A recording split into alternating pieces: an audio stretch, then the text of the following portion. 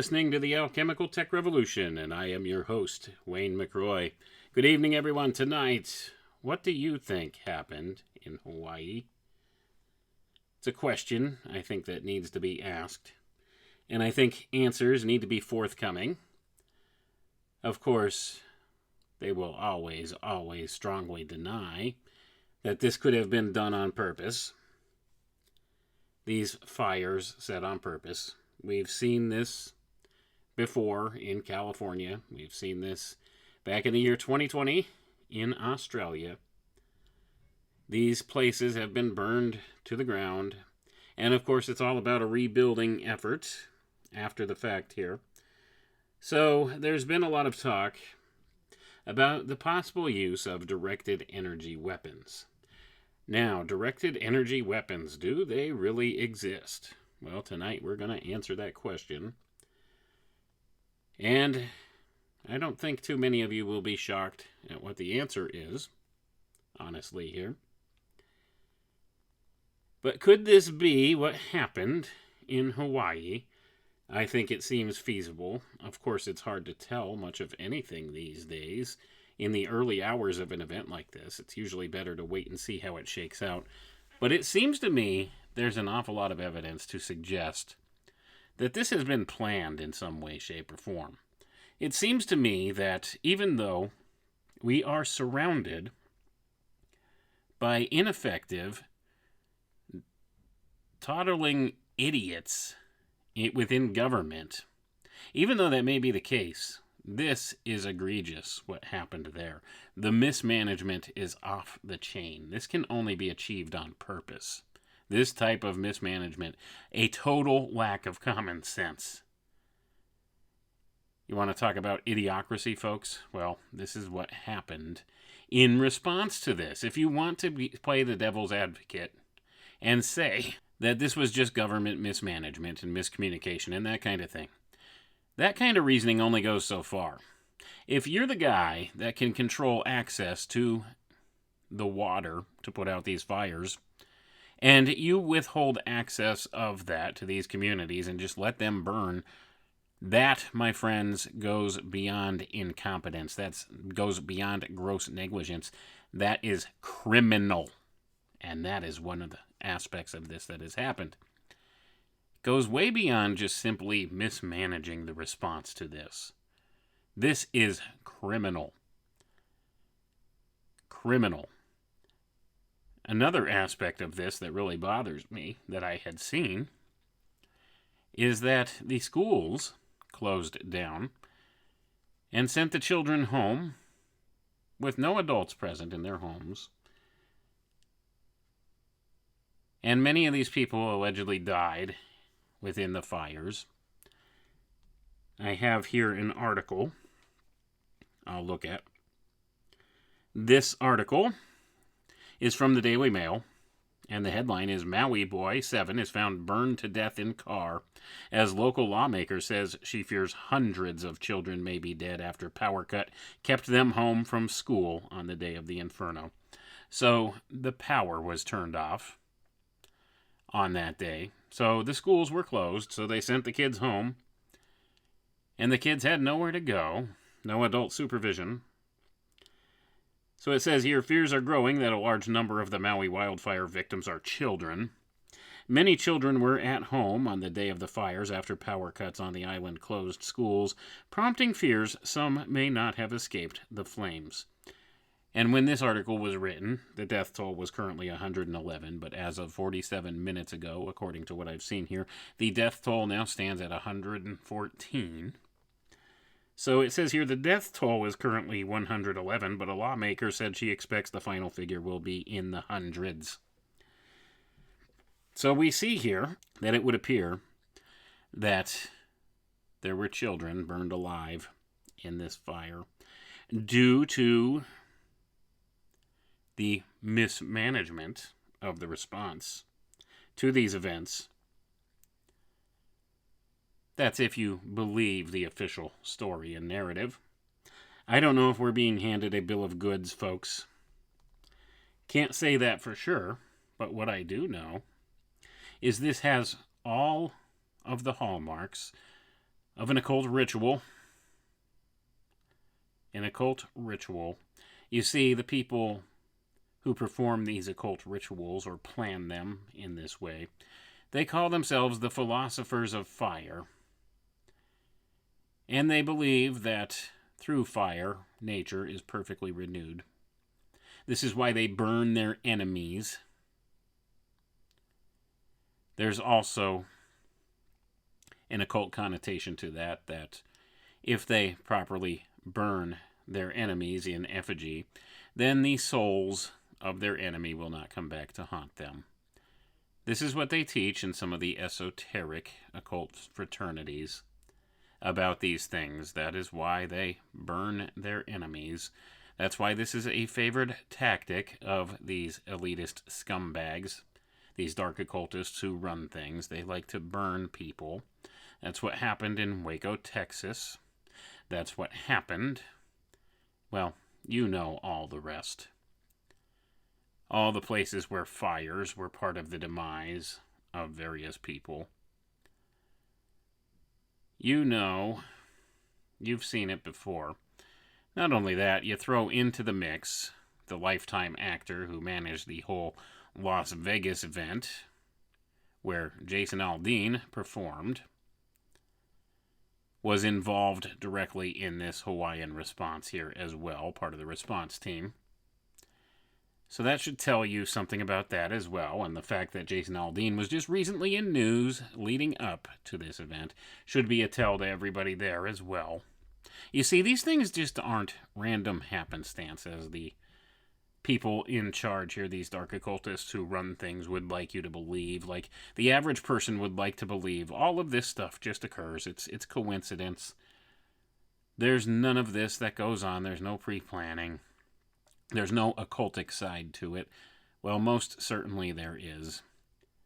There is an occult side to all of this. There always is. As much as I would like that to not be the case, it's always there, folks. It's always lurking in the background.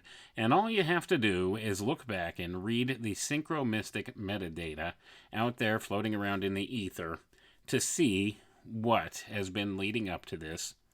And oftentimes, the nature of this metadata is such that you don't see it until after the event has occurred. And then you can go back and look and see it. This is called revelation of the method. That's what this is. So you can know that these dark occultists at the top of the power structure, they have their fingerprints all over this. But the problem with these fingerprints is they're plausibly deniable, because most people can't accept the fact that there's an occult side to all of this, and that the pre-planning has been out there, floating around for a long time leading up to this. All you gotta do is look at the Mountain Dew can, the flavor they came out with in 2020. 2020, another banner year for social programming of the masses, social engineering on a grand scale. That flavor is called Maui Burst. Isn't that intriguing that they had a flavor of Mountain Dew called Maui Burst? The symbology's been there, folks. It's been out there. You've probably seen a lot of it and not realized it, and you wouldn't realize it until it's pointed out to you. Another one, go back and watch the Disney film Moana, centered around the Hawaiian Islands and the Hawaiian culture and their mythology. Always the mythological aspect tied to this stuff as well, the archetype.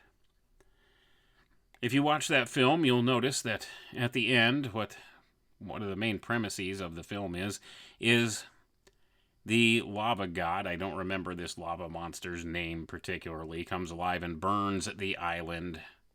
And the only way for the island to be saved is for Moana to return this artifact to the spirit of the island, and then it can be reborn and renewed. And one of the main antagonists / protagonists in that film is a demigod named Maui.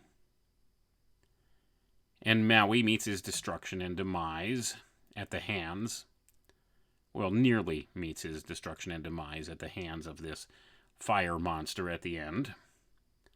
But, of course, he is saved and renewed In the rebirth process, the regreening of the island being reborn and re-imbued with life because of the returning of this artifact, which I think was called the Eye of Tahiti or Fahiti or some such thing, Tafiti, in the film. I haven't watched it in a while. I don't quite remember. But I do have a lot of children, so that gives me an excuse to watch some of these films. And I sit there and I pick out the symbology in them. But of course, you wouldn't recognize that at the time of its release because this wasn't a thing yet. But here we are. So now you have the esoteric symbol of the all-seeing eye present there in the rebirth of this now burned, destroyed land. And of course, this harkens back to the mythological aspect of the phoenix. Through fire, all nature is perfectly renewed. All things are perfectly renewed. That is the motto of the philosophers of fire. And of course, there's a rebuilding campaign that's been suggested here for this whole thing. So the evidence there stands out as far as the occult side of this. It's definitely been circulating for a while. The build-up for this, the synchromystic metadata, as I like to call it, was certainly out there, pointing the way towards this. And now, with hindsight being 2020, not coincidentally enough, we can see these synchromystic connections. And of course, it's all about pattern recognition as well. So this is a precursor event for something bigger to come, in my estimation, sometime this fall, probably somewhere around, say, September 29th-ish. Now that's a total guess. Total guess based upon some things that I've seen. I'm not making a prediction. But I do know the way they like to leverage certain energetic principles in ways, and September 29th is the next big date. In the way that they've outlined this year of 2023 from the get-go. And how have they done that? Well, you got to go back and look at the Chinese New Year celebration and all the symbology associated with that. The Year of the Rabbit, Chinese New Year, their next big celebration will be September 29th. So I think there's going to be some type of an event that occurs around that time where they're going to try to leverage off of that energetic principle in some way. That's a guess. Like I said, it's conjecture on my part at this point. But we'll see what happens. Based upon how I know that these people operate, I could certainly see them perhaps trying something like that. And maybe even the mere mention of that here is enough for them to not do something if they had something planned. That's my hope in putting that out there. So if something doesn't come to fruition, I'll be most happy about that. Let's put it that way. And I don't know whether to expect something or not. Like I said, total conjecture on my part, total guesswork here. But I suspect that probably around that time we'll see them try the next phase of their operation in this year of the rabbit, the empowerment of the rabbit as the trickster in this way. And of course, they're ramping up all the same tropes that they were back in 2020. I see that as being a banner year here for them. It's pattern recognition. Go back and look at the patterns in 2020. The year started with Australia on fire. Then we began to see some other things. Around that same time, in late 2019, there was the UFO revelations. And now this year we have UFO revelations just prior to this fire. Then we had the big fire in Australia in 2020. Then all of a sudden these monoliths began to appear around the world. You remember all of that? The hearkening back to those monoliths? Well, something similar began to happen, where a totem pole began to just mysteriously appeared overnight, someplace in the UK. I had seen the article. And they were drawing attention to that, the mainstream news, for some reason. And it's all pattern recognition, folks. So it's the same kind of things that were going on. So shortly after that happened back in 2020, we had on 3/11/2020, we experienced the lockdowns and all the COVID measures kicked into play, and the world changed in a heartbeat that day. The whole image of man and his place in this world changed overnight with that event. And people capitulated to the nonsense. And they have learned to regret that now, 3 years later. Over 3 years it's been now. And now I've been hearing that in Canada they began to pass some very draconian laws. They plan on keeping COVID measures in place for churches, specifically for churches in Canada. That's right, you can go check. I did go back and I checked this. It's legit. Their Supreme Court in Canada upheld COVID measures being essential for church services in Canada. Even today, 3 years after the fact. So these are concerning things. They're gearing up for something else. And this is one of their calling cards for that, the massive fire. We also had those massive fires in California. Where in California? Paradise, California. Is not Hawaii a paradise? Again. So we've got fire in paradise. Fire in paradise. That's a harbinger, folks. For these folks, that's how they see it. This harkens back to the idea of burning it all down to build it anew. Paradise, representing the Garden of Eden. Nature, the natural order. Their plan, to completely replace nature with something totally artificial by burning it down, destroying it, and rebuilding it. It'll be the rebirth, the phoenix. You see, man thinks he can do it better than the Creator. That's always been the case. That harkens back to the old tale in the Garden of Eden, once again.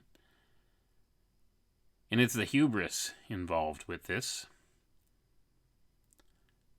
Absolute hubris. So, that being the case, we're talking about the esoteric side of this, the occult side.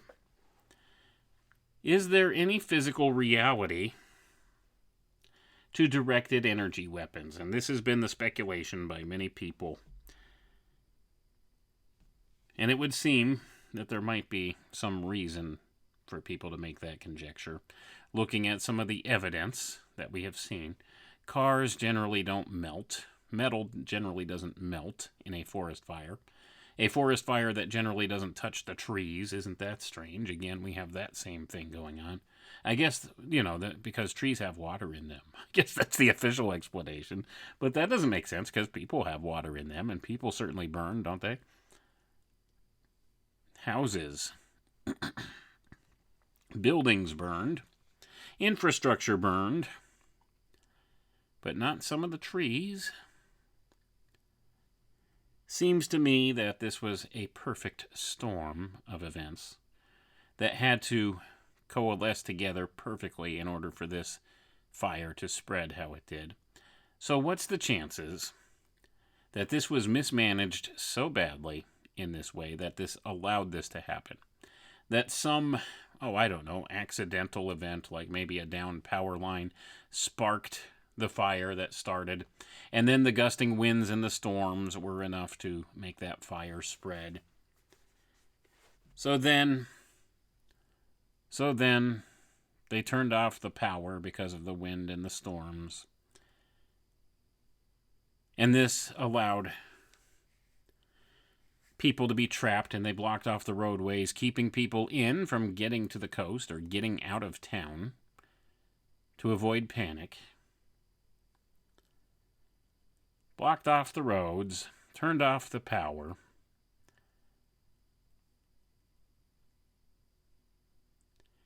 And then they cut off the water supply.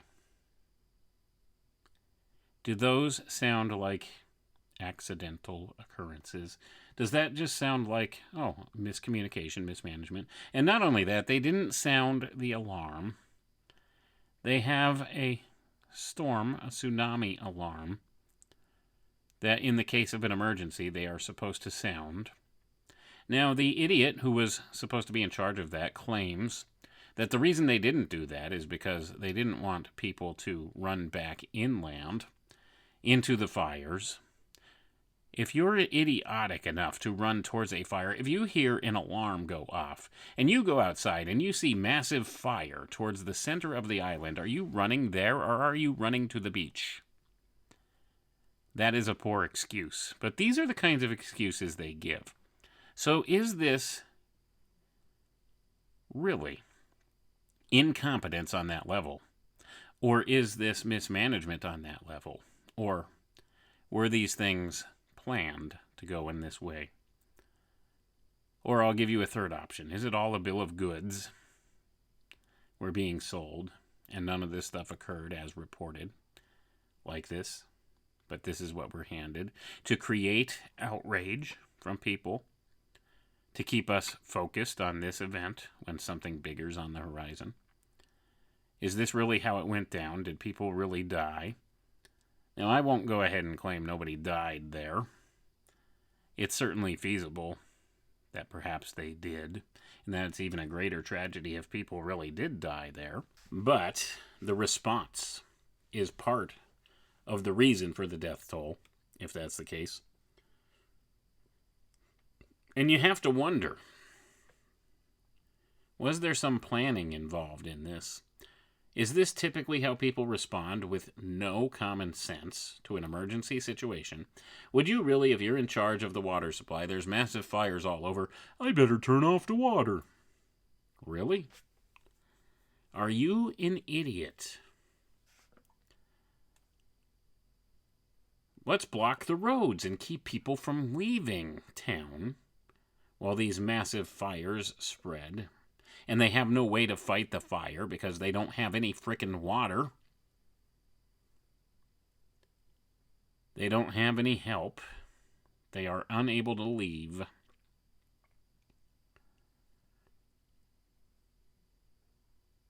This is either gross incompetence on a massive scale, and that says something about our government if that's the case, or it was planned to go this way. Or, third option, none of it really occurred this way that's being reported. But we're handed this just to generate outrage, keep us focused on this event, focus on the details, what's going on, what started the fire. Could have been military weapons, directed energy weapons. Could have been maybe a spark from, I don't know, down power line. Could have been an idiot left a campfire burning or something. We don't really know what started this or how it escalated out of control. But in this day and age, when they can clearly control the weather if they want to, they allowed this to happen. They allowed these conditions to persist. They allowed this fire to burn. They clearly had access to water that they could have utilized and maybe diminished the damage a little bit. They could have helped people to escape. They could have given people better notice or warning. They could have sounded their sirens that they have for just such emergencies. Instead, they did nothing except block the roads and send children home to die. If you believe this narrative, I don't know what to make of it. Only time will tell here what comes of all of it. But the big question on everybody's minds, was it directed energy weapons? Well, tonight we're going to look. We're going to look at the state of directed energy weapons. What's real, what's not, what do they have, what's available. And where are we going to go for this? I'm going to go to the RAND Corporation. The RAND Corporation's Project Air Force, to be precise. a little document here in my vast archive that's called Space Weapons, Earth Wars that talks about just this thing.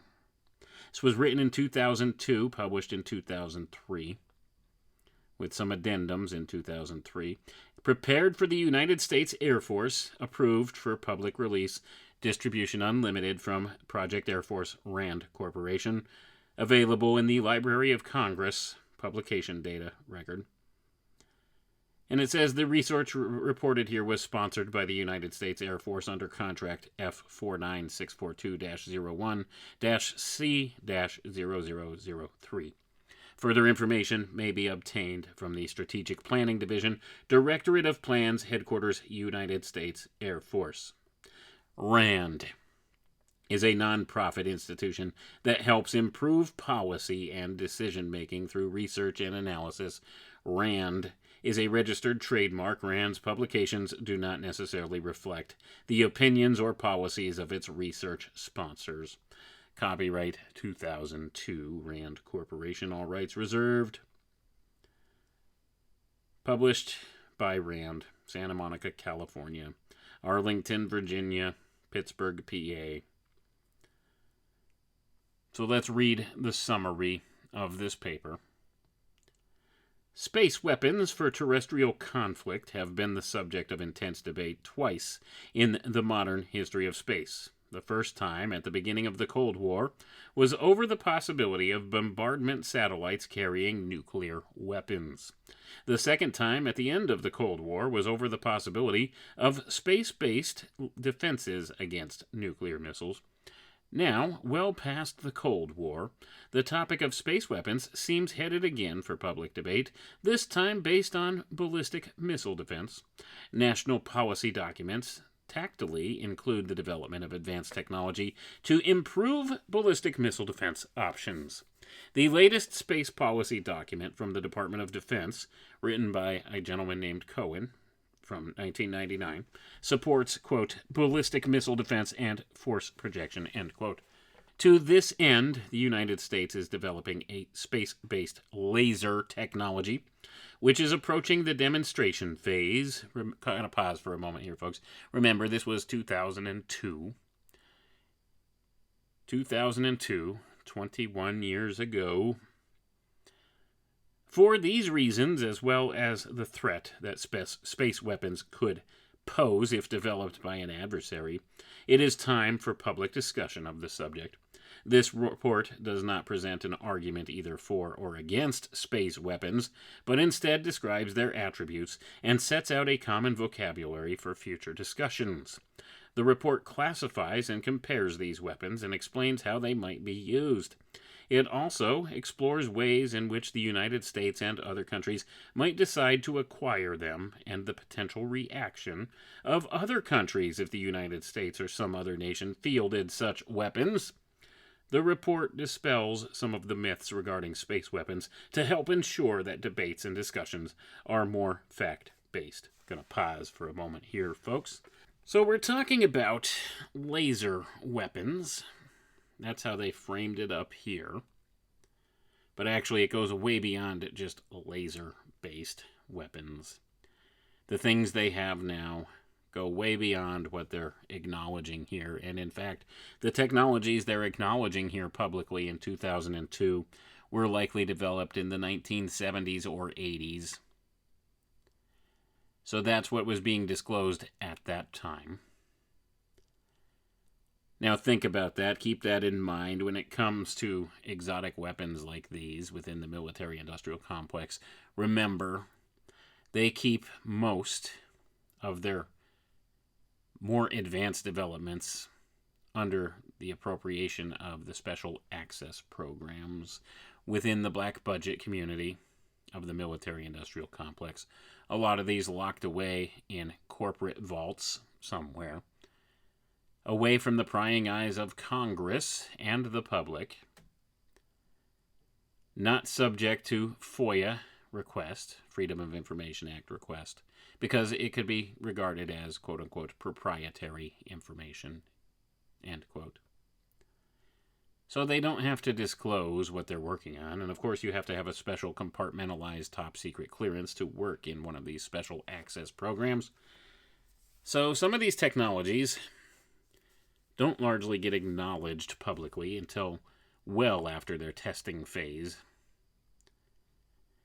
Usually 20 to 30 years. So the thing we see disclosed as the most advanced in the public sector is at least 20 to 30 years old and has been developed with all its weaponized potentials within the confines of the military-industrial complex. Otherwise, a report like this would still be top secret or very much sensitive, be classified to some degree, but this is for public review, public release in 2002. Let's go ahead and read on. The next section here talks about space weapons compared. It is important to understand that space-based weapons generally include several distinct classes of weapons. Going to pause for a moment here, folks, before we go through these.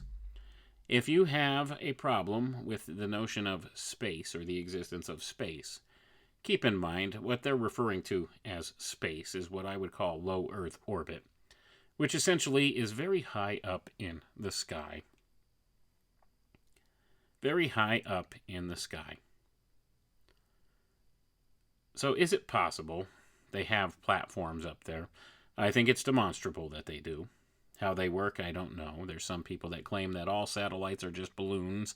I don't know if that's the case. But what I do know is we've been lied about as to what exactly is up there and how it's kept up there. How it moves around up there.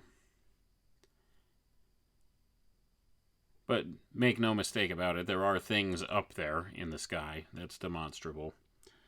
And could it be that they have classified weapon systems up there? Oh, you bet your bottom dollar they do. No doubt in my mind they're up there. And also keep in mind that out there in the UFO research community for many years, people have been talking about weaponized satellites. In fact, one Mr. John Lear back in the 1990s on the regular would talk about how the military has 24 weaponized satellites up there that can destroy things from space with a laser-like technology, the very thing we're describing here, a D.E.W, directed energy weapons. This was the claim made by John Lear, who worked for the CIA, by the way, so I don't know. You could take that with a grain of salt. Could be disinformation. Or maybe he knew something. Maybe there were technologies up there high up in the sky that can perform these feats. Certainly, I think it's feasible. And I think it's demonstrable. Now, maybe it's not quote-unquote satellites. Maybe it's just advanced aircraft or drones that are flying around up there that they can do this with. In fact, we've seen these weapon systems on airplanes, jets, drones. What weapon systems are we talking about? Well, here the RAND Corporation breaks down these different weapons, these space-based weapons. The first one is directed energy weapons. The second one is kinetic energy weapons against missile targets. The third one is kinetic energy weapons against surface targets. And the fourth one is space-based conventional weapons against surface targets. Now, we're going to read the important aspect here. We're going to get into the meat of the matter. Directed energy weapons, which destroy targets with energy transmitted at the speed of light over long distances, are in a class of their own. The other three weapon system types destroy targets by delivering mass to the target using either the kinetic energy of their own velocity and mass or the stored chemical energy of conventional explosives to destroy the target. Each type of weapon operates in different ways, is suitable for different kinds of targets, has different response times, and requires different numbers of weapons in orbit to achieve the degree of responsiveness required to reach a particular target when needed. And then it says here that there's a table that summarizes these distinctions. But I think we summarized them pretty good, so directed energy weapons are in a league of their own. Let's keep that in mind. Now, when we're talking about directed energy weapons, we're not just talking about your standard laser beam, which lasers can be quite powerful, don't get me wrong. But we're talking about scalar wave technologies, folks, which are in a class of their own, and I don't think it touches upon that aspect of it in this paper. But these things most definitely do exist, and their potentials, the damage they can cause, is enormous. But let's read what they have here about directed energy weapons. Now, bear in mind, this is from 2002, likely talking about technologies that were 30 years old at that time. Keep that in the back of your mind as we go through this. And this is just what's acknowledged publicly 20 years ago. Now imagine what is possible today. Directed energy weapons. Directed energy weapons include a range of weapons from electronic jammers to laser cutting torches. Well, jammers need to transmit only enough power to compete with the targeted receiver's intended signals. Destroying ballistic missile boosters would require developing and deploying lasers with millions of watts of power directed by optics on the order of 10 meters in diameter. Directed energy weapons could destroy targets on or above the Earth's surface. Gonna pause for a moment there, folks. I'm going to repeat that sentence for you. Directed energy weapons could destroy targets on or above the Earth's surface, depending on the wavelength of the energy propagated and the conditions of the atmosphere, including weather.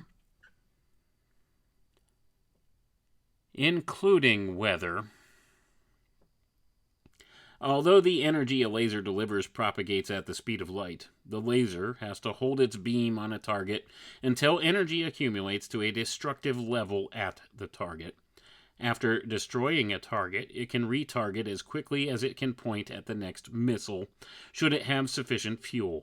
When defending against a salvo of missiles, the laser will only be able to destroy a certain number of missiles while they are in their vulnerable boost phase. Gonna pause for a moment here, folks. Now remember, they frame this up as a means of missile defense, and this is what President Reagan's Star Wars initiative, or SDI initiative, in the 1980s was about. These technologies, like I said, these were likely 30 years old at the release of this in 2002.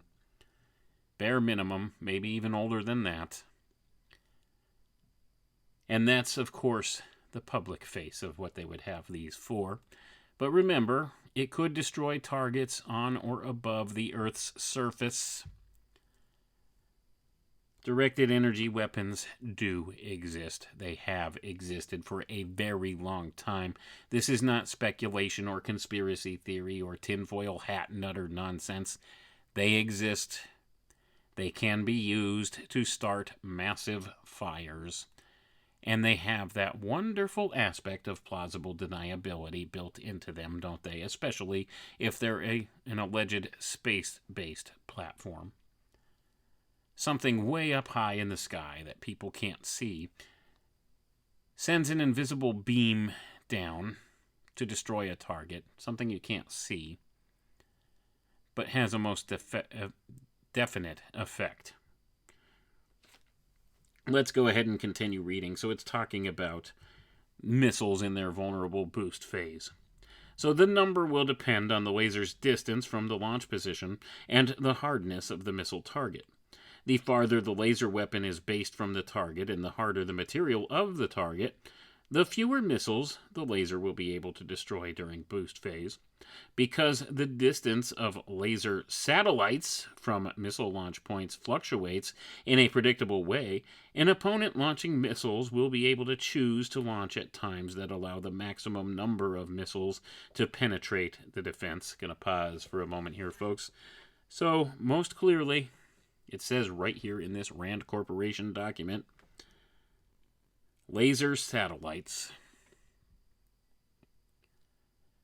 naming the very weapon system here that would make this possible. Now, if you can use a space-based satellite with laser technology to destroy missiles in flight, above the surface, and it's been stated that you could destroy targets on the surface. Well, what do you think? Especially if you can start, say, a fire right as a windstorm is moving in, and then you go ahead and decide to do everything in your power to maximize the damage potential by grossly mismanaging the response to said fire. You have a recipe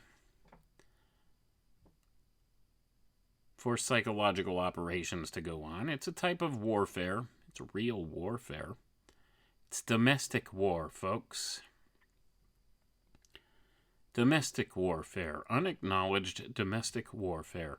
Governments harming their own population. All that's missing is some incentive to do so.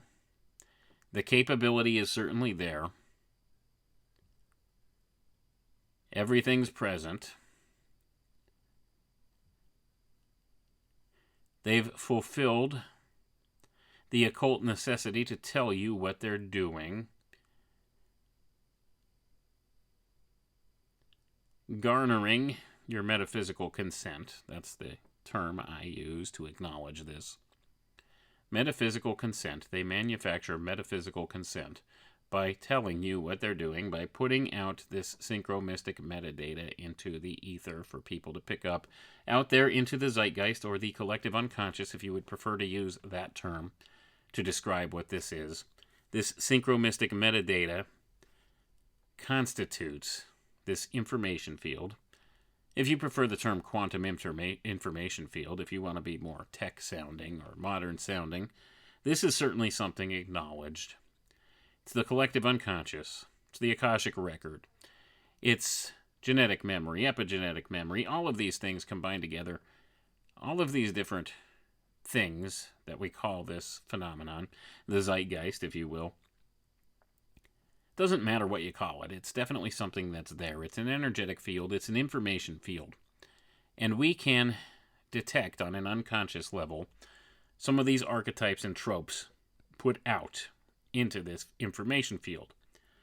That's what I call the synchromystic metadata. So that's been out there, thus preparing the way occultly for this, garnering your metaphysical consent through a contrived way, of course, but this is one of the ways that these dark occultists who run things in this world attempt to skirt karma. They tell you what they're doing. It's much like the old trope of the vampire. He can't come in unless you invite him in. It's the same thing with this type of thing on an occult level. They need to get your tacit consent first. How do they do that? By subtly telling you what they're doing, giving you hint after hint after hint. And even in recent years, they hit you over the head with it. And you still don't get it. But in so doing, if they do that and you don't object to it in some way, shape, or form, or call it out ahead of time, that gives them the tacit metaphysical consent to do those things they want. And then they perform the operation, and then they collect the results that they want. This is how they operate things. And the mere fact of discovering what's been done after the fact empowers it all the more. This is what's called revelation of the method. It gives them a good laugh and chuckle at us. That's why it's kind of a mixed bag. It's a catch-22 whether to cover this type of stuff or not. Because in covering it, it is giving the revelation of the method here. But I think we need to demonstrate that this is a real thing. So it's an important service to provide to people, but at the same token, it's also kind of giving these people a little bit larger of an ego, because they think we've just pulled another one off. That's why it's important to look at this stuff, because we need to prevent more of this kind of thing in the future. And if we could begin to recognize these signs out there, these synchromystic metadata in the zeitgeist before an event, we can head it off and it won't happen. And their house of cards crumbles and they can't pull off whatever it is they want to pull off. They haven't pulled off another one over us. That's why it's important to learn how to read this information field. Because if we can read the information field and head it off at the pass, then perhaps we can prevent some future tragedy from happening, or some future social engineering trope from happening. And that's why I attempted earlier to go ahead and name the date of September 29th here. And like I said, it is conjecture on my part. I reserve the right to be totally wrong, and I hope I am wrong about that. But around that time, I suspect they're going to pull off some other grand event on the level of COVID. And I'm hoping that if that is the case, if that is in the works, that is what they're planning based upon the things I see in this information field out there. If that is the case, the mere mention of that here, if enough people start to recognize this and call this out and see it as being the possibility here, then it won't happen. They'll be forced to back out of their plans. Because if enough people are aware that something's coming, they can head it off at the pass. And that is my hope in doing this kind of thing. That's why I think it's important to demonstrate this, but there's a lot of ground to cover. That's the problem. We need to frame this in a way that people can understand the concept and apply it logically to the things that they see, and be able to piece it together and connect the dots and make some sense of it, and perhaps be able to better ascertain what future things may be coming based upon these things. Not to think of it as silly or backward, like we've been taught. We've been indoctrinated to. We've been taught to think that this type of way of thinking is archaic and backward, or magical thinking, or primitive somehow. Stupid. Magic doesn't exist. Science. Science is just like magic, only it's real. How many times have you heard your science friends say something like that? How many times have you heard that?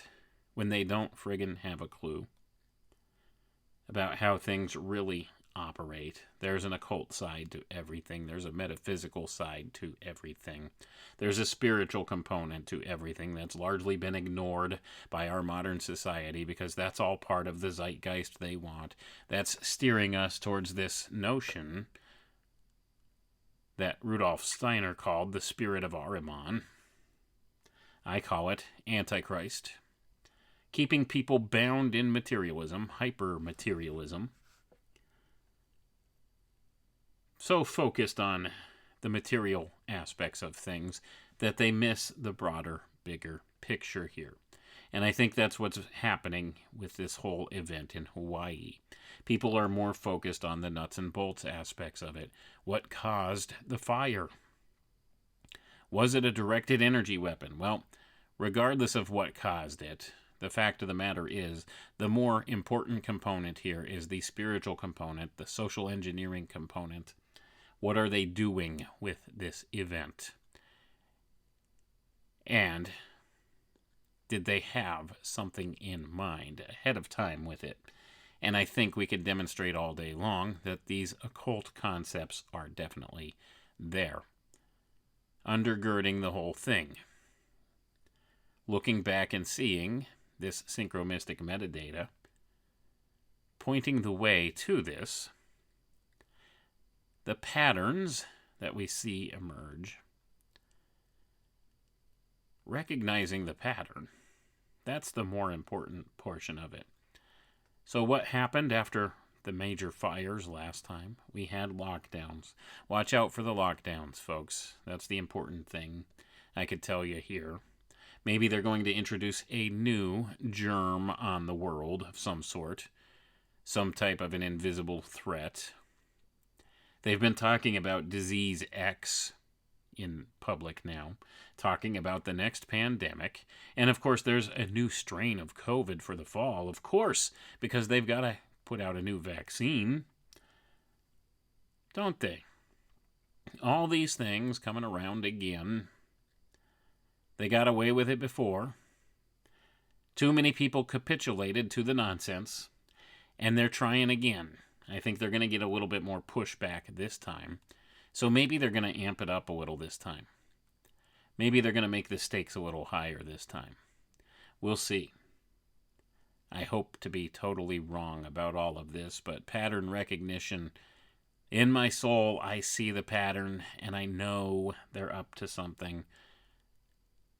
It's a repeating pattern of 2020. Go back and carefully scrutinize the events that were in the news media in 2020 and the sequence of those events, and align them with what's going on today in 2023. And you'll see a pattern begin to emerge.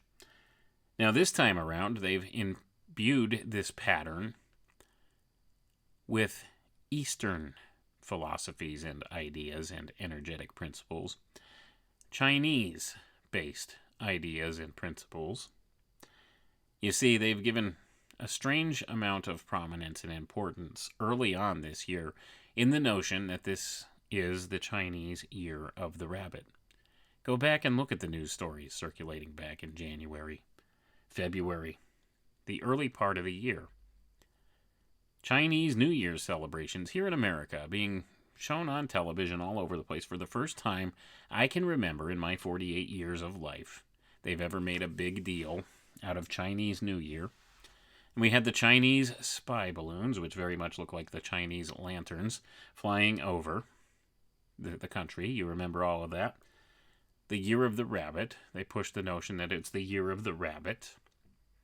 Quite a bit. We have all of the symbology pointing to the rabbit and the moon. You see, in Chinese mythology, there's a moon rabbit. And there's a whole mythological archetype that goes along with that. You might have to go back and look at some of my other work to explore that topic more. It's not something I discussed on the podcast all that much. But Rose and I covered it on the Poppycock Report, I recall. And I do have some Substack articles out there about it. But this whole Chinese New Year, Year of the Rabbit bit, there's something there. They're leveraging some type of an archetypal component with that. I don't know what that means or what it's going to look like. But I do suspect, based upon the importance that they've imbued on the Chinese New Year and the whole Year of the Rabbit trope, that this next upcoming festival, this mid-autumn or mid-fall festival, as it's called, if memory serves me, that they celebrate in the Chinese culture, is on September 29th. So that's why, if I had to pick a date that I think they would try something, it might be then. And of course, we are approaching the 22nd anniversary of 9/11. 22, the year of the number of the Master Builder. 22 years ago, this happened. So this is a massive, important, what's the word I'm looking for? Milestone, I guess, for the occultists. 22 years. So something's afoot. And of course, they always like to leverage the idea of the fall,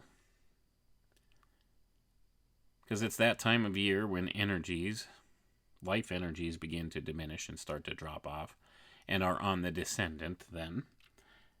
So they like to leverage things around the equinoxes because of this. The fall equinox in particular, because that's when the descension of the energetic principles begins. And then in the grip of winter, when these energetic principles are at their lowest, that's when things really begin to get bad and amplify. But the setup is always in the fall for many of these things. There's other reasons, I'm sure, along with this. But these are just the basic premises here. Now, of course, I keep hearkening back to the occult aspect of this, but rest assured, for those of you that are more concerned with the material paradigm and the material side of this, directed energy weapons most certainly do exist, and they can perform this function. And likely there are weaponized satellites, whatever you think a satellite may be. There's something up there in the sky that can fly over a target and do this. Most certainly, assuredly. These things exist. So keep that in mind. Now, ostensibly, they developed them for quote-unquote missile defense. And they do have other space-based weapons that are kinetic-based. Things that'll shoot an iron rod down to the Earth with destructive capacities that are unbelievable. I've seen tell of these as well. But getting back to the directed energy programs, the directed energy weapon programs, they've imbued them also with mythological archetypes. They have names like Thor, Odin, Helios. I'm not kidding. You could look these up. These projects exist. These technologies exist. They're out there. And they're all directed energy weapon technologies. No doubt about that. But I wanted to go ahead and look again at some of the social engineering aspects of this whole thing. So here, this is from USA Today. Today, this morning, 17 hours ago. Here's the headline, quote, "The next Maui could be anywhere. Hawaii tragedy points to U.S. wildfire vulnerability," end quote. Published this morning, updated 5:08 p.m. today, Eastern Standard Time, August 19th, 2023. The article says as follows: "The deadly wildfires in Maui reveal a vulnerability in the United States that is increasing as quickly as threats from climate change. Huge swaths of the nation lie in dry danger zones where wildfires spark, and cash-strapped governments have ineffective emergency plans to save lives. That was the deadly combination in the Maui disaster, namely wildfire risk coupled with what some experts and victims have called questionable emergency preparedness, and it has played out in some of the deadliest fires in the nation and around the globe, alarming fire experts and community leaders. Similar scenarios happened in Paradise, California, where 85 people died and nearly 19,000 structures were destroyed in the Camp Fire in 2018, and in Algeria, Italy, and Greece, where questions of effective emergency response and preparedness have been raised after more than 40 people combined died from wildfires sparked by an intense heat wave, high winds, and dry vegetation last month. Canada is experiencing a devastating record wildfire season, with over 33.9 million acres scorched and at least 4 people dead so far.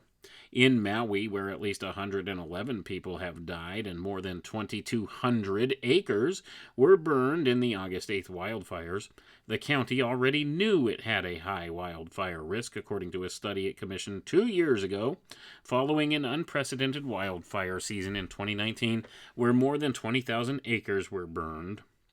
Hawaii's and Maui's fire problem is more extreme than on the U.S. mainland, the study said, noting dozens of buildings and vehicles were damaged in a 2018 wildfire. While there were no deaths in either of those years, warnings were raised and possibly not heeded by local officials. Now, experts from around the world are taking a second look at many places that may also be at risk after Maui's crisis, which now is among the top 10 deadliest wildfires on record in the U.S. since 1871. "The next Maui could be anywhere," said Tirtha Banerjee, a civil and environmental engineering professor at the University of California, Irvine. Gonna pause for a moment here, folks. They always got to get their UC professor in there to speak, don't they? They're expert on climate change, right? What else did this Banerjee say? Quote, "Realistically, almost any place could have a wildfire," end quote. America isn't the only country worried about wildfires. Well, of course not, right? Thousands of communities, from urban enclaves to coastal towns and remote locales throughout the U.S. and abroad, similar to Maui, are vulnerable to wildfires because of the increasingly deadly combination of climate change and government's lack of emergency plans and resources, experts say. Gonna pause for a moment here, folks, and call absolute poppycock. They're always planning scenarios Emergency planning, they throw money at it like there's no tomorrow, but of course corrupt politicians put that money right in their pockets rather than doing what they should be with that money. And that's a factor in this too. So they want you to be programmed into thinking, okay, runaway climate change. Things are getting so bad with the climate. And by the way, our governments are so totally inept and mismanaged and absolutely unbelievably corrupt and or incompetent that they can't plan for these things properly. So this makes for a greater danger. The climate change aspect of it certainly is nonsense. And I certainly think that if the governmental side of things here, the mismanagement and the incompetence factor, are really factors, well, that should be something that's hugely concerning and telling, because people are purposely being appointed into these positions knowing full well that they are incapable of performing the task. So this is deliberate as well. So let's go ahead and read on. Now, of course, your sciencey professor from UC, University of California, Irvine, says, quote, "There seems to be a consensus among those in the scientific community that it might get worse for a bit before it gets better," end quote. Really? The consensus. So climate change is going to get worse before it gets better. Of course, if you pay enough carbon taxes, maybe it'll get better. If you eat the bugs and, freeze to death in the wintertime because you don't use any heat source and drive your electric car, then maybe the climate will get better, right? It's nonsense on the face of it. But I find it very telling here. They're trying to prepare people to expect more of this. That has this smack of pre-planning inherent in that too. They want you to believe that this could happen anywhere. These wildfires can just randomly crop up. I mean, look at Canada's on fire, Hawaii's on fire. We had that event in California, Australia burned. You see, and it could happen. And the reason it happens is because of that climate change and because of government ineptitude. Government mismanagement. They don't have enough planning. Do you see that trope being pushed here too? I guess they want us to believe that things like Event 201 are good things. When they plan these things, they want to have responses planned out for this stuff. They love their simulations, these people. So I'm not buying it, folks. I don't know if you are. I don't buy it that the governments are ill-prepared. They're ill-prepared for these things. No, they're not. They're doing what they're told. They're doing what they're instructed, and they're blindly following orders. Just like that guy in Hawaii who didn't want to release the water, turn the water on. Like the guy that didn't want to sound the alarm because it's only supposed to be sounded for tsunamis, and he was afraid that if he sounded it, the people would run towards the fire and into the fire. Really? No common sense, just blind order followers. Sheep. The same ones that I'm sure walked around Hawaii with the mask on the beach, distancing themselves 6 feet apart from one another. Running out and getting their multiple vaccines because they were told they have to. Being ostracized if they didn't. And these are the types of people we put in charge. Order followers, not leaders. That's the problem. You put order followers in the positions of leadership. The ones that should make decisions, responsible, common sense decisions that could save lives, and yet they won't do it. Because they weren't told to do so. They were told, this is only for this. Do not use this in any other occasion. That's not leadership, folks. Leaders make decisions that sometimes go against whatever the rules of operation are or were, out of necessity, out of common sense thinking. I mean, it's common sense to think there's fires over there. Maybe I should turn on the water so that the water's available there for them to fight the fire over there. No. Can't turn the water on. Can't do it. It's this lack of common sense. And if this is actually the people we put in charge of things, I think we need to rethink what we're doing here. Were these elected officials? Probably not. They were probably appointees. Probably somebody's nephew needed a job. Somebody's nephew that the governor knew or something needs a job. Okay, well, pat Skippy on the back here. Go ahead. You sound the alarm if there's a tsunami there, Skippy. Okay, I'll do my job. And that's what you get. So is that how things are done? I don't know. Or is there more involved with this? Or do we believe the story at all? That's the other aspect of it. I'm on the fence with a lot of it. I don't know what to believe about this whole thing. But what I do know is it is a hearkening signal for some event event to come afterwards. It aligns perfectly with the timeline of 2020, with the sequence of events, the pattern. Like I said, it's about pattern recognition at this point. Pattern recognition and being able to adapt the pattern to what the zeitgeist is at the time. And if you're not comfortable with the term zeitgeist, which simply means spirit of the time, use the word collective unconscious if you would prefer. Use something more sciencey sounding, quantum information field, whatever you choose to call it. Rest assured it exists, and the unconscious human mind is very much aware of it and sees and recognizes these little bits of data in that field. And it will affect you on a subconscious level that you don't usually consciously recognize, but it will affect your conscious behavior at a later time. That's the whole key to all of it, and that's why they manipulate this data field in that way. This is how one of the ways in which they affect human consciousness, how they affect the public consciousness of people, how they steer mass behaviors. It's mass psychology, folks.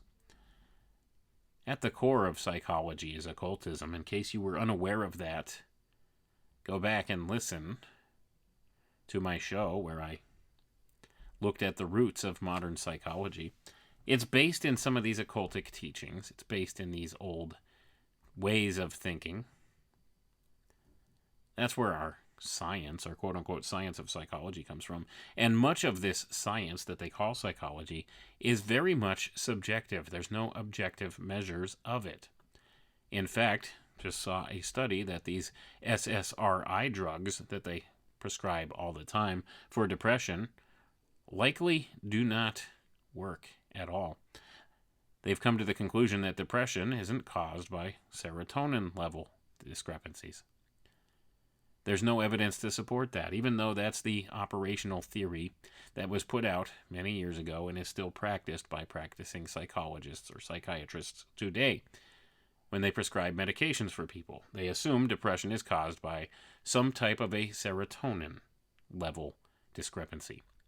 So they give you an SSRI, a selective serotonin reuptake inhibitor, in order to remedy this problem. And most of the time, it causes worse problems. And they call this science. But they really don't know what the underlying mechanism is for this. They assumed, they came up with a reason. Well, it must have something to do with serotonin levels. And that's what they applied as a standard of care for this. And that's one of the things that goes on here. Even though they really don't know what the mechanism of action is, have no friggin' clue what causes depression, but they assume it's some physical thing, some physiological thing, and that's what's been done here. They've attached physiological mechanisms that don't actually align with the reality to many of these things in order to instantiate some type of a control of the system. This is cybernetics methodologies, folks.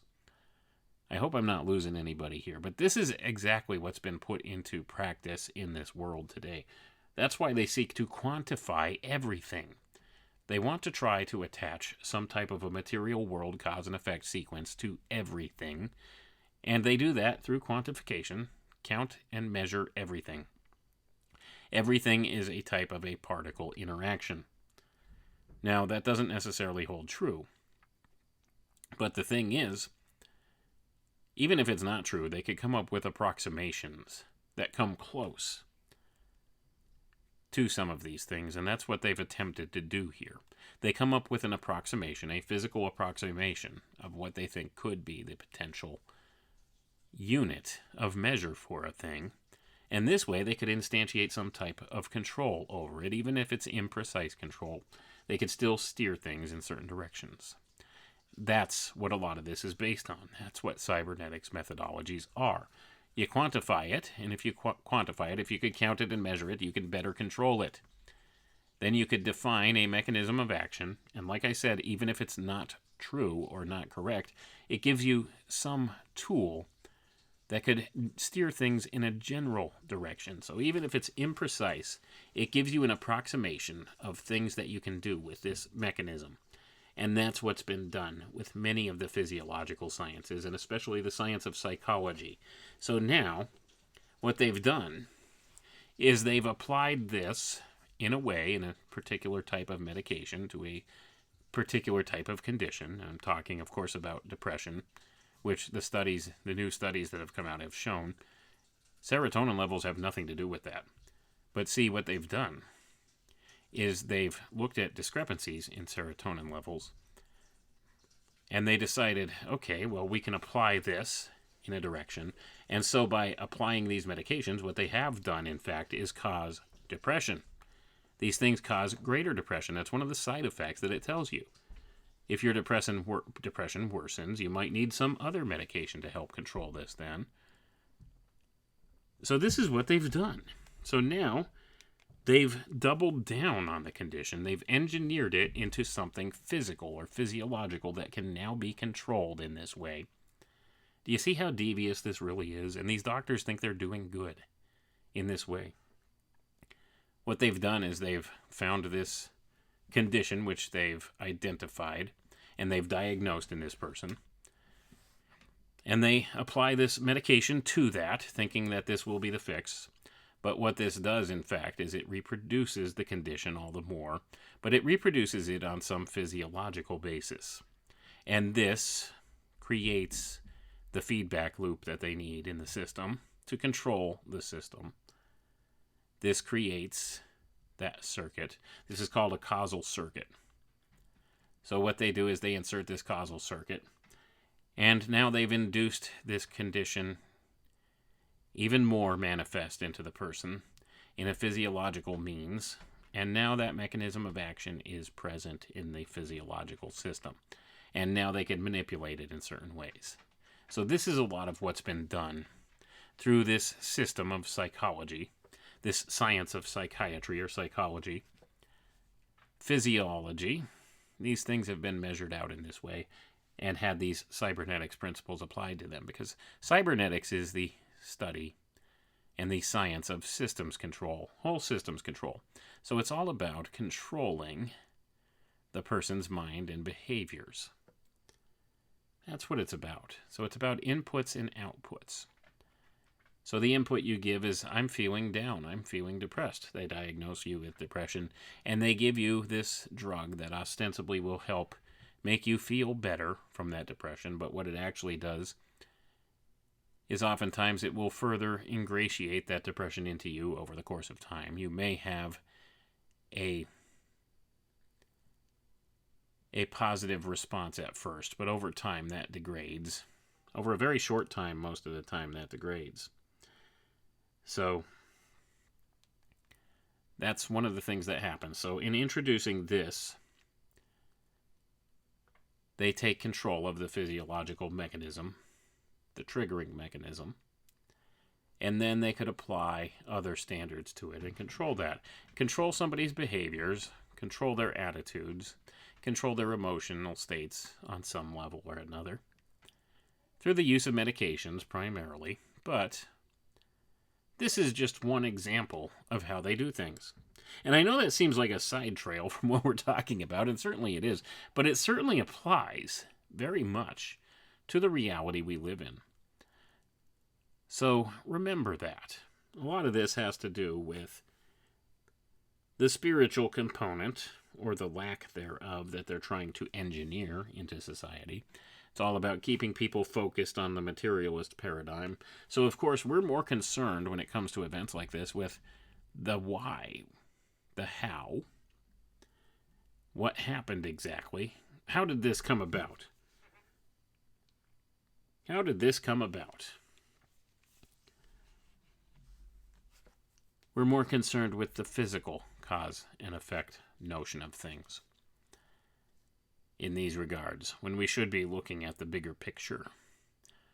What is it that's being achieved through this?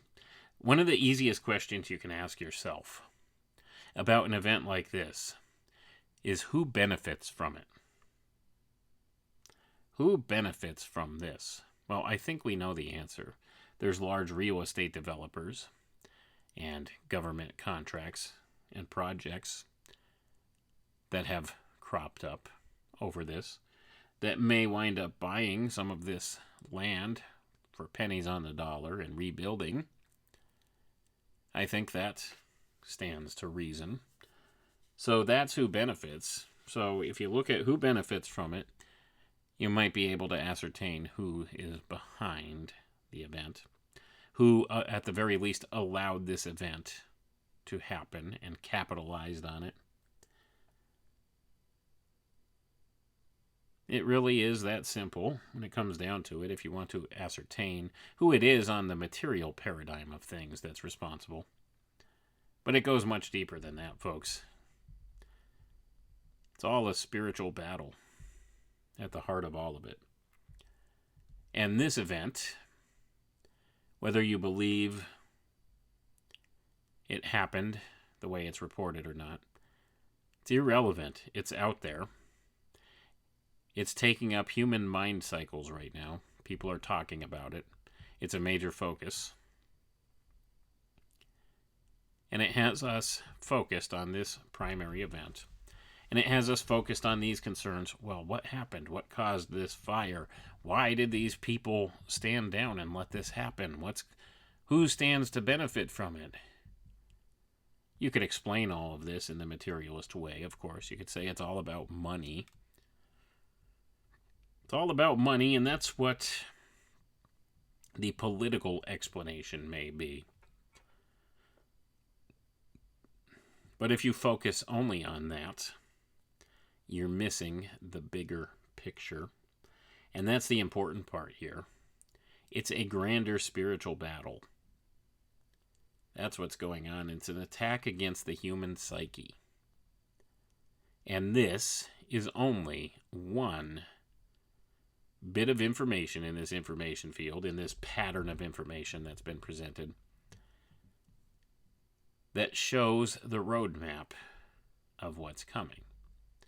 So we need to not lose focus on that aspect of things, because there's something else coming. Now, if these people in Hawaii really did suffer in this way, and there was property damage and loss of life, that's tragic and that's horrible, and I feel for these people, I do. But we need to not lose focus on the bigger picture, because they have bigger things planned.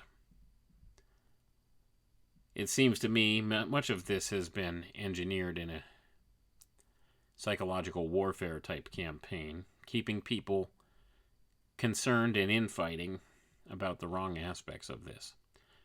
There's not too many people who I've seen in social media who aren't questioning this event. It seems to me that those people who, in years and times past, would be skeptical of something as conspiracy theory sounding as directed energy weapons, they are pretty much accepting that notion of things at this point. So, has this whole thing been engineered in a way where it's keeping us in this state of anger about this? Is it truly a revelation of the method, or have they really revealed, yeah, we do scumbaggy things like this? What are you going to do about it? That's kind of the connotation you get. People acknowledge they did this. Well, you know what?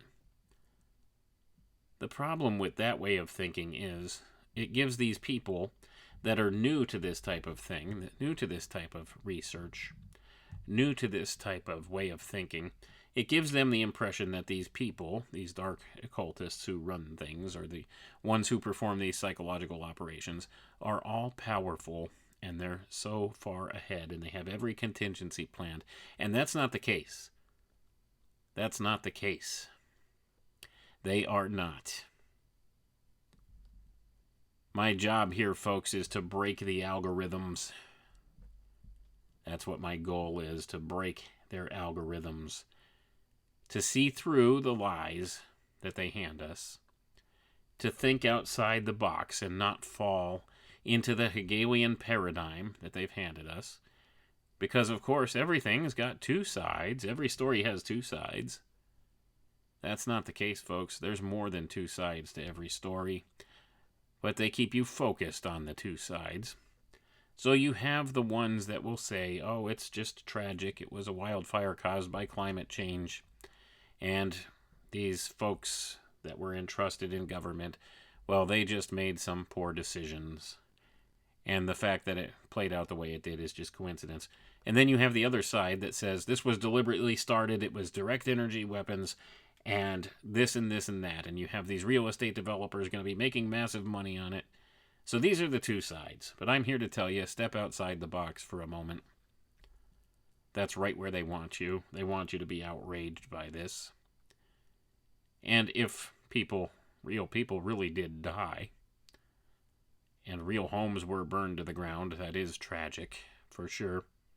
But don't lose sight of the bigger picture. That's right where they want you. They want you to step in one of those two boxes. You need to step outside the box. Look at the bigger picture. Look beyond the material paradigm, the material cause and effect paradigm. There's spiritual forces battling in this world today. We're living in the age of deception, the age of deceit. It's hard to know what's true and what's false. And remember, primarily the places we're hearing about this story are through where? Well, the mainstream media outlets. How much do you trust them? That's all controlled and contrived too. They could present us with a story that may not have any truth to it whatsoever. Could be a fictionalized account of things.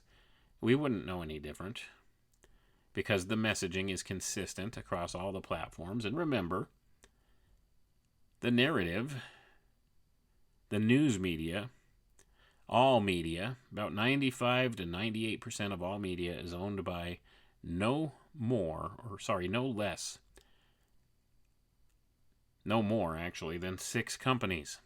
Owned by 6 companies or less, all the major media conglomerates. And they all have centralized messaging disseminated from newswire services. Handful of newswire services. So all it takes is one person at the top of the power structure of the newswire service to send out a message, and all of the news media will carry it and present it to you as if it is true. As if it's truth, and they'll repeat verbatim, word for word, the script they've been handed with their own local flair, as has been demonstrated in many videos. And people accept it as true because it comes from the news. And even if you see through it, it still has some air of credibility to you. Just because of how deeply indoctrinated we've been in this world with this. That's problematic too. So you don't know what to believe. We don't know what's true and what's false. And that's why they keep us in these little boxes. Pick a side. They give you one of 2 sides to choose. And if you fall in line on either of those sides, you're right in their trap, because the box, folks, is a trap. Step outside the box. Look at these things from all angles, and most especially the spiritual angle. Pay attention to the occult side of these things, because it's very important. These people utilize it all the time. I always caution people, whether you believe any of that stuff or not is irrelevant. What you need to understand is there are people in positions of power in this world that very much believe in these things, and the things they do to act upon their beliefs will affect all of us. So you may think it sounds silly or a bridge too far to think in terms that there's planning phases of this wherein things begin to manifest years ahead of time in something as silly as a Disney movie, pre-echoing future events, but I assure you it is there. You could go look for yourself. If you know the language of symbology, especially, you'll be able to pick things out. If you have more than a 30-second attention span, and you could remember back a ways, you'll begin to see things. So something as simple as, hey, here's this soda released in 2020 called Maui Burst. Maui Burst by Mountain Dew, D.E.W. You see that, and it triggers something in your mind when you see the event that came to pass. Then you understand a little something about this notion of synchromistic metadata, as I like to call it. I think we need to really apply that term to it. It's a good descriptor. Definitely a good descriptor. And you could connect the dots between this stuff. And like I said, go back and watch that Disney movie, Moana, with Dwayne "The Rock" Johnson as Maui. Watch the end sequence, where the island is on fire, but it will be reborn at the end. Through fire, all nature is perfectly renewed. INRI, the alchemical concept here, INRI. That's what the alchemists and the secret schools claim that phrase, those initials on the cross of Jesus Christ, stood for. Through fire, all nature is perfectly renewed. They are the philosophers of fire, after all, and this is part of their belief system. So whether you believe it or not, like I said, it's irrelevant. You need to understand that the people in positions of power in this world that plan these things and begin to manifest these things in certain ways, they believe this stuff, and what they do to act on those beliefs will affect you, whether you like it or not. So it's best that you understand what motivates them, what it is they believe, why they do the things they do, and how they do the things they do, because there are ways you're being manipulated that you don't even know about, that you are unaware of, and it has everything to do with these tools that I've laid out here, this notion of synchromistic metadata, and how it applies to the collective unconscious, or the zeitgeist, the spirit of the time. If you think it's a silly notion, look at what science says about it. If you want to believe the scientific paradigm, this is certainly an acknowledged thing. It exists. Think about something like the 100th monkey effect. How does that work? Well, this could only work if there did exist something like the collective unconscious, or the zeitgeist. This is how memes work, folks. This is meme magic, if you want to call it that. It's the alchemical meme. The use of synchromistic metadata to influence human behavior on an unconscious or subconscious level. That is meme magic. That is what this is all about. That is how we are affected. That's why internet memes are such a powerful tool for awakening people as well. That's why even things like humor, parody, all of these type things have their use and are powerful tools as well. If you could laugh at something, then it doesn't affect you as much as it would otherwise. So we need to laugh at these people, at their nefarious plans, as they sit around in their little meeting rooms planning the future for those of us, the rest of us. Yes, we'll get them to eat the bugs. If you can't laugh at that crap and that nonsense, then something is wrong. They have more control over you than you would think then. So if you laugh at their stupid notions, the less power that has to come to manifestation in this world. So it's important that we use things like satire, humor, parody, and memes to battle back. Even though it's just little small victories here and there. That's one thing that the computer algorithms haven't quite gotten a hang of yet, is being able to understand memes. That's a tool and a resource that we need to keep using to awaken minds because they're working and because of this notion. No machine can emulate the human imagination. No machine can understand the synchro-mystic. And that is where their big problem comes into play.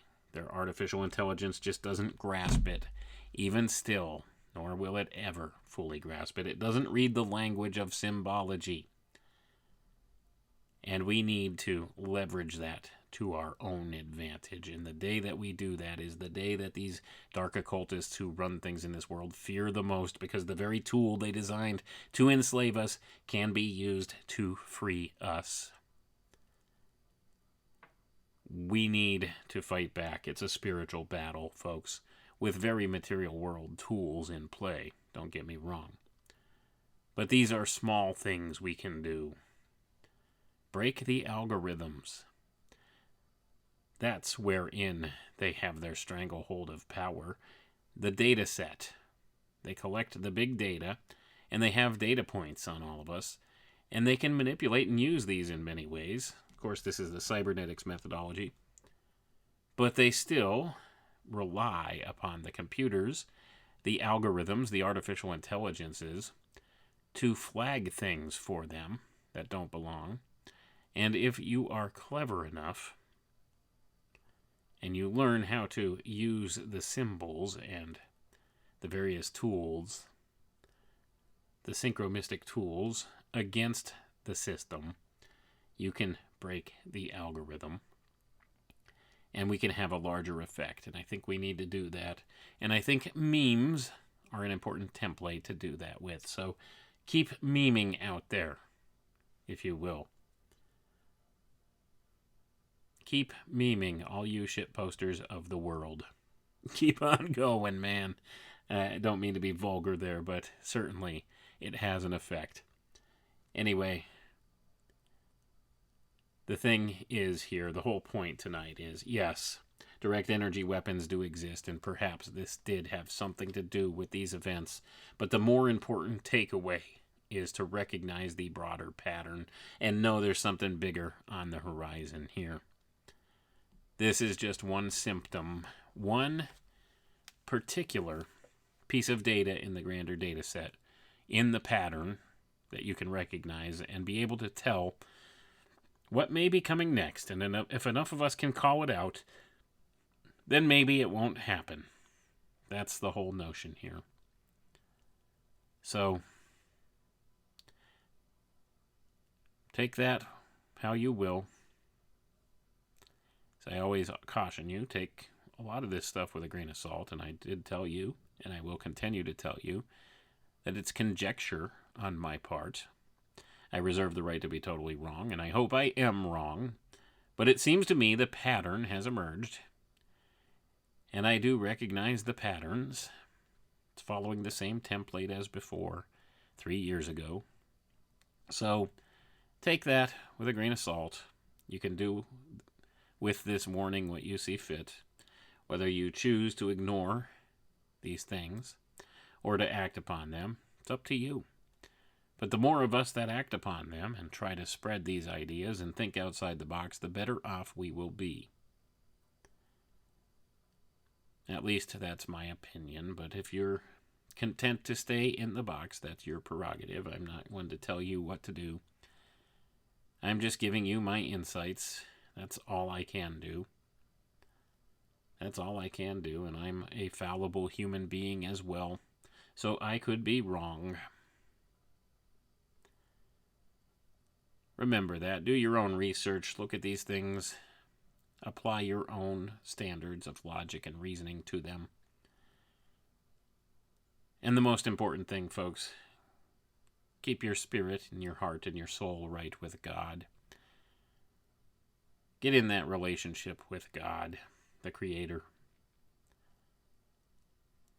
We're living in unprecedented times. We're seeing things unfold that have been predicted in the holy books, especially the Holy Bible. Get right with God. Time's drawing short. I don't know what the future looks like, but I do know we've been given some warnings, and we need to heed those warnings if we want to have a brighter future than what the technocrats have planned for us. So, keep that in mind. It's a spiritual battle. Get your heart right with God, and it'll be all good. That's the thing. He'll never leave you nor forsake you. He'll be there. He'll make a way where there's none. He's demonstrated that in my life many times. So I want to offer you that encouragement. So this is what we can do. We can be in right relation with God, our Creator, and we can fight back by recognizing the synchro-mystic. The synchro-mystic. And also by using the subtle tools of memes, humor, satire, to fight back against this stuff, because it disempowers these people when we do that, and we need to do that on a grander scale. Why do you think memes and stuff get you banned off of Facebook and YouTube and everything else? They know the power in the meme. Use it. We need to use this to our advantage. But anyway, folks, that's all I have for tonight. I want to thank you all for tuning in. Have a good night. We'll catch you next time. Have a good one. Come with me.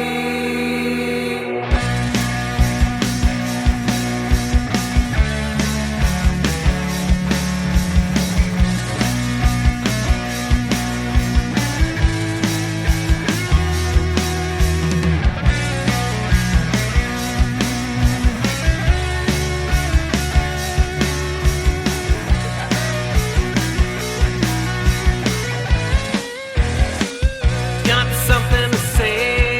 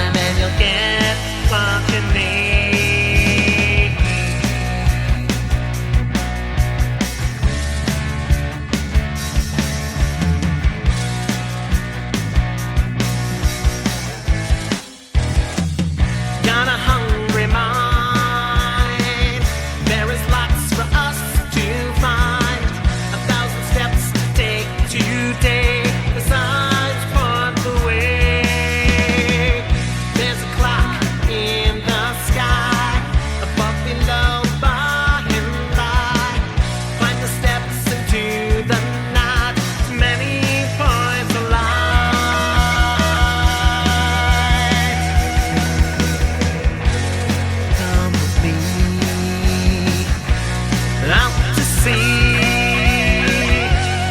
face the sail and fail winds are free.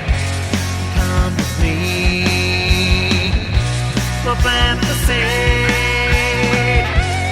Take the time and you'll get what you need.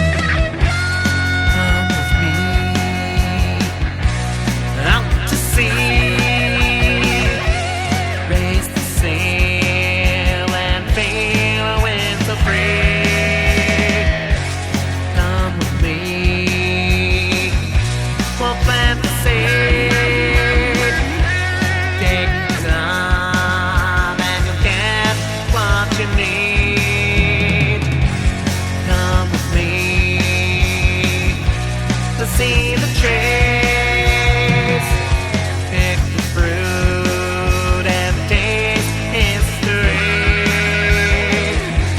Come with me, it's what can be.